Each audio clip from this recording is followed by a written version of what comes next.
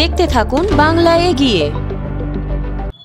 গত ৩২ বছরে ২১শে জুলাই শহীদ স্মরণে সারা পশ্চিমবাংলায় কোনায় কোনায় মানুষ যেভাবে উপস্থিত হয়েছিলেন, গতবারের থেকে এবার তার ৩ গুণ হবে, এটা নিশ্চিতভাবে বলতে পারি। কারণ শহীদ সমাবেশে আমরা যাই মমতাদির বার্তা নিতে, সেই বার্তা নিয়ে আমরা ১ বছর চলি। এবার একটা নতুন বার্তা আমাদের দেবেন।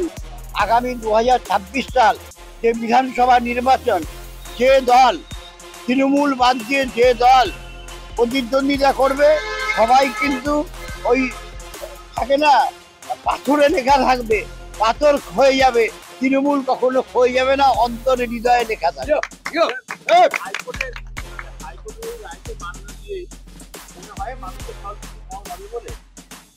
হাইকোর্টের রায় শোনো, পশ্চিমবাংলায় পুলিশ দেবে বড় জোর ২০,০০০, লোক হবে প্রায় ১০ লক্ষ।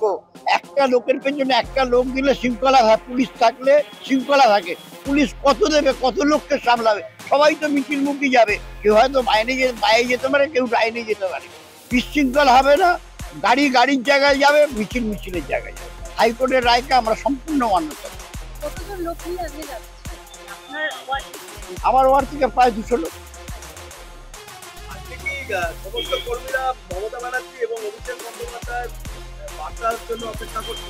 আমরা তো প্রত্যেক বছর নতুন নতুন বার্তা পাই, সেই অনুপাতে প্রত্যেক বছর আমরা চলার চেষ্টা করি। এবার নতুন বার্তা একটাই হবে, ২৬-এ সব সাপ, সব সাপ। একটাই পার্টি, তৃণমূল পার্টি, মমতা বন্দ্যোপাধ্যায় মুখ্যমন্ত্রী, চতুর্থবারই। মোটামুটি অঙ্কটা কি আশা করছে? অঙ্ক